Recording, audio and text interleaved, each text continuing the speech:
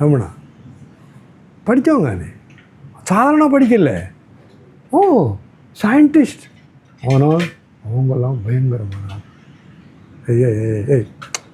ஆலயமோ அப்படி சொன்னால் என்ன அர்த்தம்? அப்போ அவங்களோட அந்த படிப்பு எதில் இருக்குது?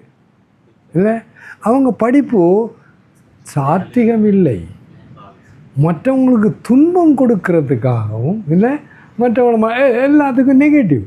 ஆனால் உண்மையான இல்லை, உண்மையான இப்போ வருது இடத்துல இந்த ஞானம் அடைஞ்ச பிறகு இவங்கெல்லாம் எப்படி இருப்பாங்கன்ற கேட்குறேன்.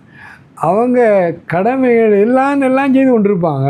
அவங்க செய்கிறதெல்லாம் எல்லோரும் நன்மைக்காகவும் இருக்கும். அதில் இருக்குது பகவத்கீதை வருது. அதுங்க எல்லோரும் திரும்ப சொல்லி கவனமா சர்வபூத்த ஹிதேரதா, சரியாக சொல்லணும்.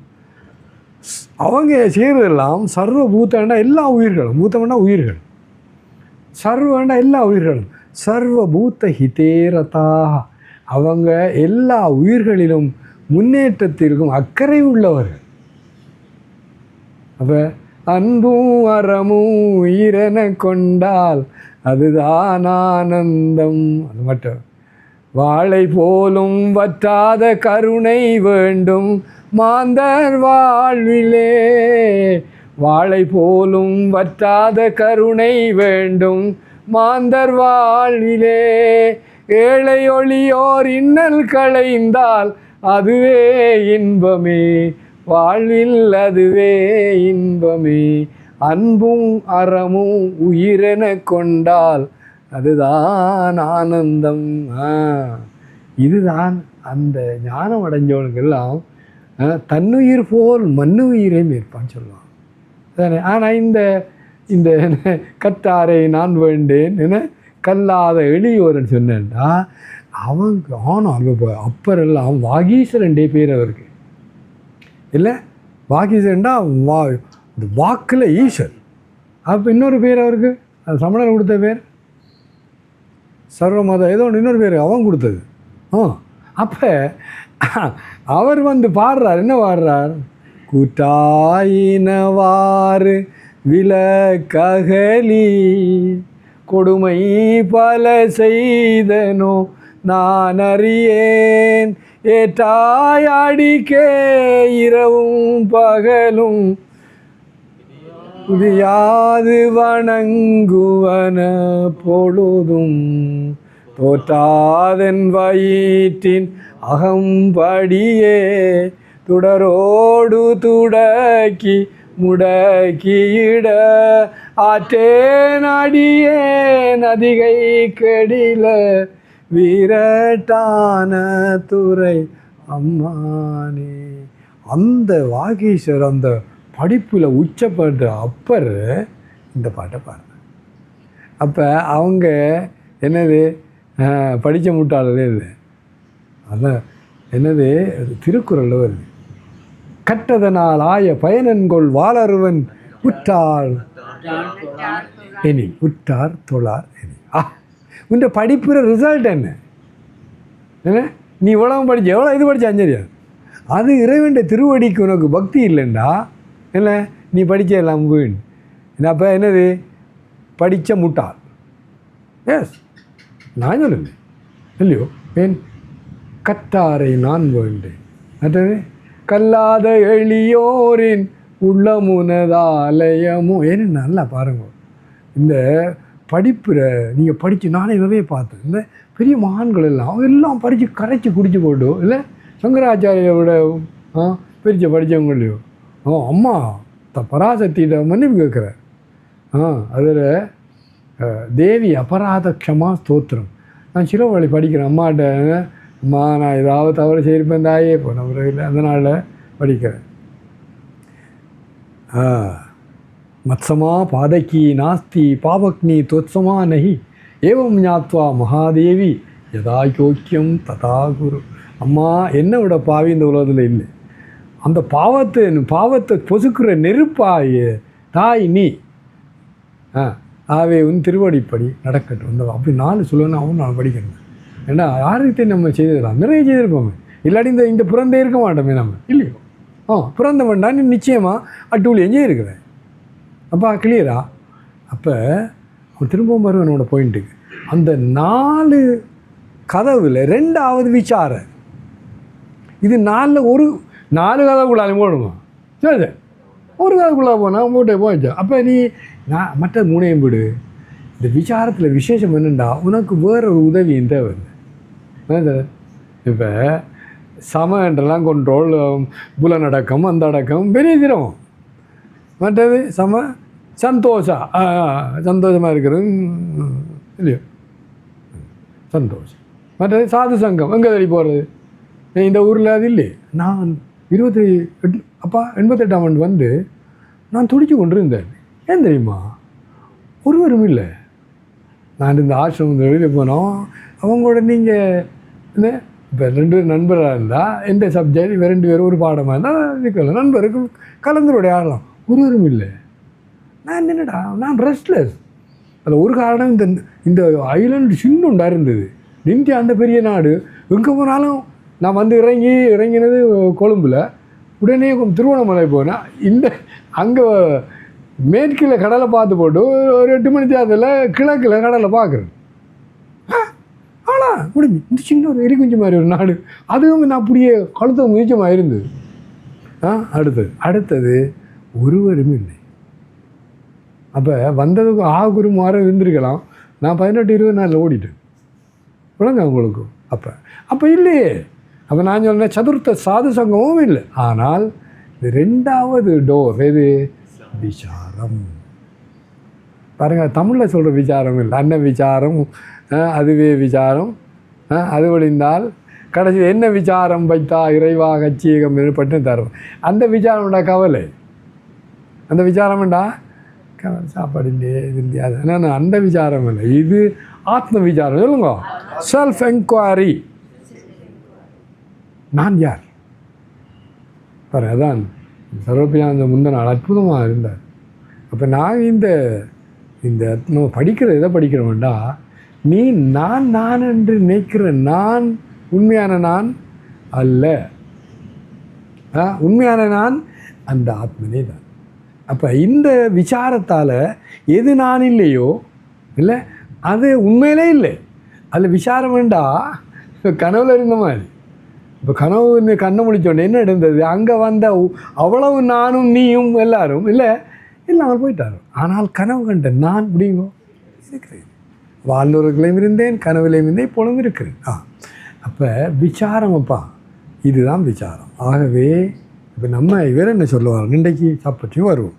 அவர் என்ன சொல்கிறா, எப்படி அது காலத்தில் என்னன்று 12வது ஸ்லோகத்தில் இக்காயங்கள் அழியும் இடத்தும் நாம் இல்லாமல் போவதில்லை.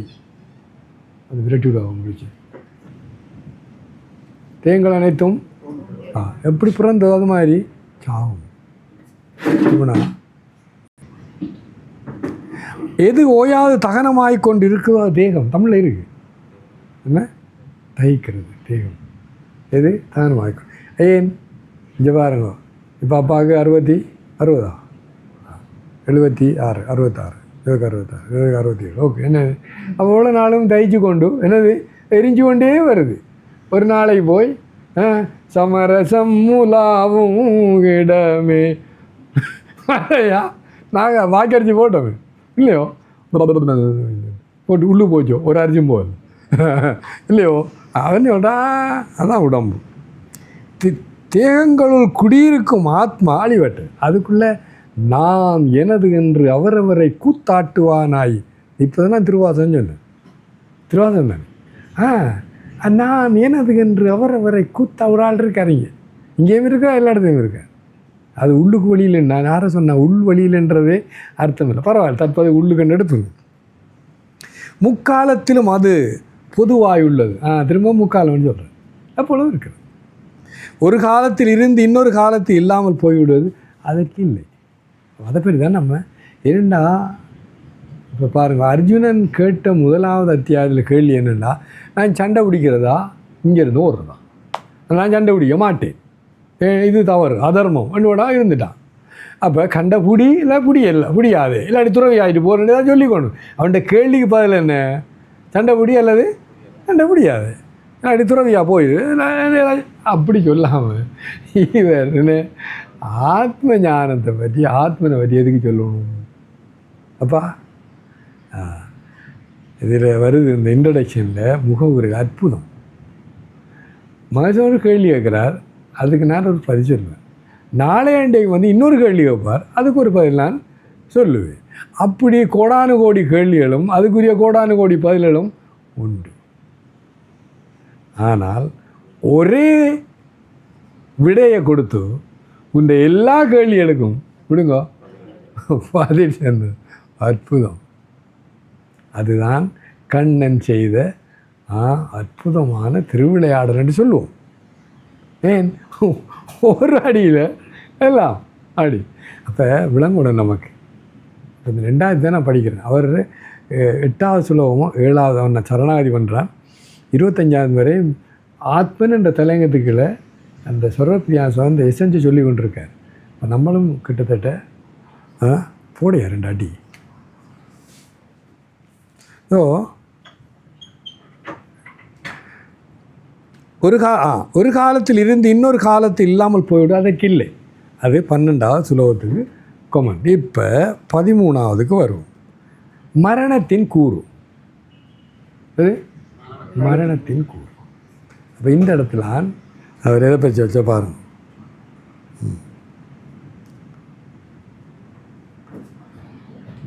அப்போ நம்மளோட தலையங்கம் என்ன இருக்கும்டா, என்ன என்ன என்ன முதல் தொடக்கத்தில் நான் அது நான் கொமா அது சரியா?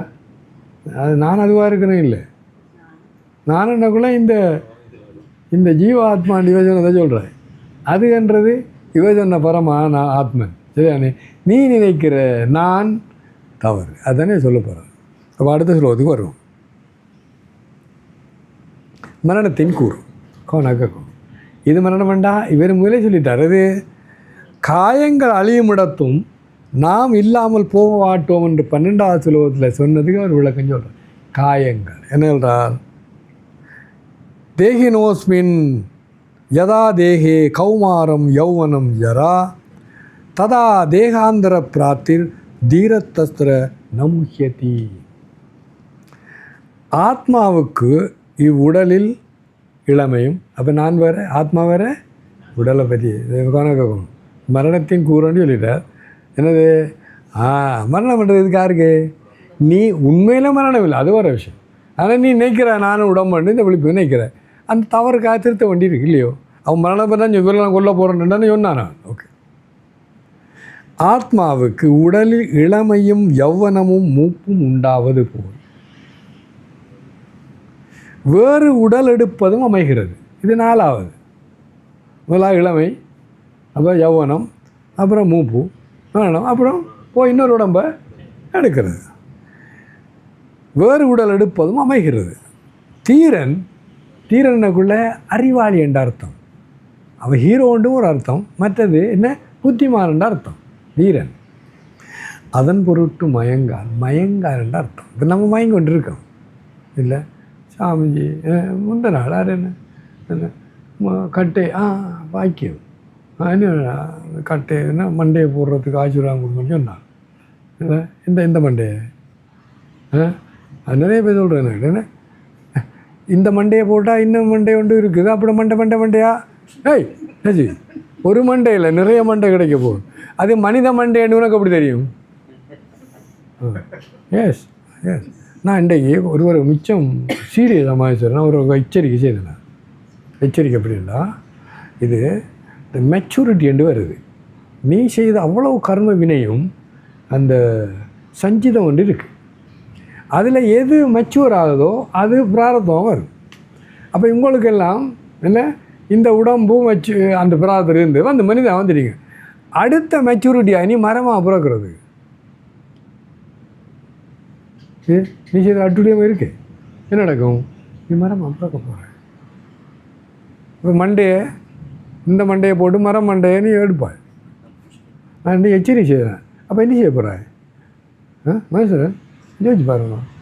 இப்போ அது ஆனாலும் போன விபட்சித்து சக்கரவர்த்தி அது சொல்கிறான், ராமா கிரியா எழும்பு இல்லை, உன்னோட குருநாதன் சொல்கிற இந்த உபதேசத்தை கேட்டு நீ ஞானம் அடை, விழித்துக்கோ, ஏனெனில் நான் மரமாய் பிறந்திருந்தேன். அவன் சொல்கிறான், என்ன அற்புதம் அது, என்ன சென்ட்ரிஃபியூகல் வேண்டா, சென்ட்ரிபீட்டல்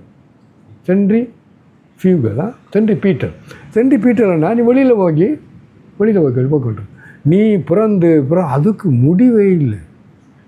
மாதிரி நான் 8,40,00,000 நான் என்னென்னா பாருங்கள், ஒரு ரவுண்டு 84,00,000 பிறகு முடிஞ்சு எந்த இடத்து தொடங்கி எனக்கு தெரியாது. அப்போ அடுத்த ரவுண்டு அடிக்கும். அப்போ 8,40,00,000 பிறவையும் விடியே இல்லை. அதான் நான் அவர் எச்சரிக்கை சொல்கிறேன், ராமா விழித்துக்கொள்ளப்பா, நான் இந்த பின்னால் இல்லை இந்த சென்ட்ரிஃபியூகல்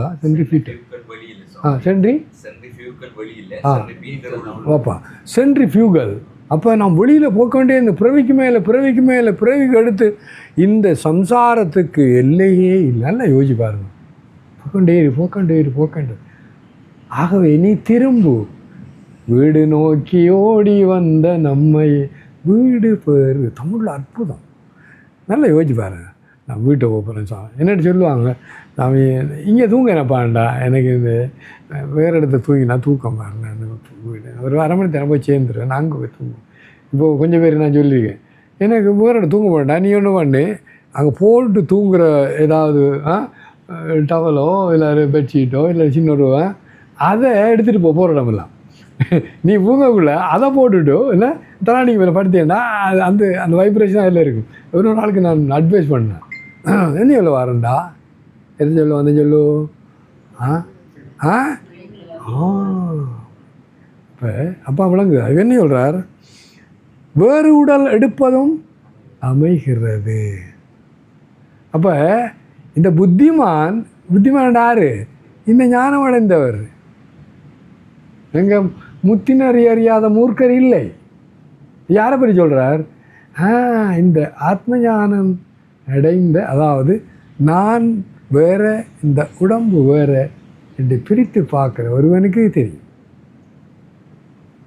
சரி, அது நான், அது விளங்கப்படுத்து. நீ நானை நினைச்சு கொண்டது இந்த உடம்பு என்ன தூள சூக்ஷ்ம காரண சரீரம், அதான் நான் நீ சொல்கிறேன். அது நீ இல்லை. அது நிச்சயமாக என்ன இதை செய்வது இளமை யவனம் மூப்பு உண்டாகும், அடுத்த என்ன வேறு உடல் எடுத்துக்கொண்டு இருக்க போகுது. ஆனால் அதுக்கு எல்லையே மனுஷன் சொல்லுங்க, இல்லையே அது எனக்கு உடம்பெல்லாம் துடிச்சு. நான் முதல் படிக்கக்குள்ள ராமா நான் என்ன எடுக்காத பிறவி இல்லை, அதில் முதலையாகவும் கொடியாகவும் இல்லை ஒன்றில் அப்படிலாம் போகுது. இல்லாட்டி இதுக்கு அதிகாரம் எது அதிகாரம்னு சொல்ல ஒத்தாரிட்டி சிவபுராணம். புல்லாயி பூடாய் புழுவாய் மரமாயி பல்விருகமாகி பறவையாய் பாம்பாயி கல்லாய் மனிதராய் பேயாய் கணங்களாய் வல்லசுரராய் முனிவராய் தேவராய் செல்லா நின்ற செல்லாண்டு அது முடிவே இல்லை. தாவர ஜங்கமம் முதலாவது என்னது இயங்குறது, அது என்ன துணை? மற்றது உயர்தனை. அகிரணை உயர்தனையா இழைத்தேன் பெருமான். நீங்கள் விரும்பினாலும் விரும்பாட்டியும் அந்த இடத்துக்கு வாங்கோ, சொல்லுங்கோ என்னண்டு பெருமானே பிறந்து இழைத்தேன். நான் இந்த என்ன பூஜை பிரதோஷ பூஜையில் சிவபுராணம் படிக்கக்குள்ள சில வரிகளை 3 தான் சொல்லலாம். இதில் என்னது 3 தான் சொல்கிறேன். ஏன் இந்த சவத்தை தூக்கிட்டு போக்குள்ளையும் இந்த முட்டாளெல்லாம் படிச்சு கொண்டு போகிறாங்க இல்லையோ? ஏதாவது உனக்கு அறிவு இருக்கா இல்லையே?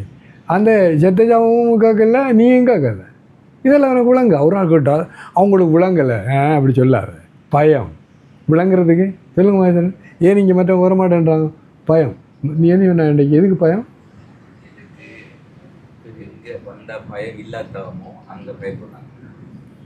இவன் என்ன இங்கே வந்தால் பயத்திலிருந்து தப்புறதுக்கு வழி காட்டுற, அதுக்கு பயம். நல்லா இருந்தில்ல?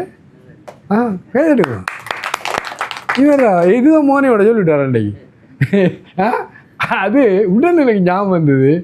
இது மாண்டிக்கிய காரிக்காவில் வருது. அபயே பயதர்ஷினா, எங்கே பயம் இல்லையோ அங்கே பயத்தை பார்க்கிறார். எஸ் பாருங்க என்ன அநியாயம், இதுக்கு விட அநியாயம் அதான் பெரியவங்க சொல்கிறாங்கன்னு. இவங்கெல்லாம் முத்தினறி அதை மூர்க்கர்ன்னு சொன்னாங்க. நான் சொன்னேன் இல்லையப்பா, தேவரன் நான் சொல்லு, முத்தினறி அறியாத மூர்க்கரோடு முயல்வேன். இவ்வளோ காலம் அப்படி தான் செய்தேன். பக்தினறி அறிவித்து பல வினைகள் பாரும் பண்ணும் சித்தமலம் அறிவித்து சிவமாக்கி என்னை ஆண்ட அத்தனன கருளியவார் ஆர்வருவார் அச்சோயே. பாருங்கள். இது நம்ம நிப்பாடு நேரமாகுது, இல்லை வெள்ளிக்கிழமை தொடருவோம். அப்போ உங்களுக்கு என்னது நான் என்றது நீ தவறாக இந்த ஆத்மனை குழப்பி அடித்து வச்சிருக்கிற நான், அது என்றது இப்போ நம்ம படிக்கிற அந்த தூய நான், அது நான் தான். அந்த தூய ஆத்மனாய நான் அவர் என்ன சொன்னார், யான் எனது என்று அவரவரை கூத்தாட்டுவாய் அந்த நான். நம்ம பார்வதி பதி. இப்போ நீங்கள் எல்லாம் போய்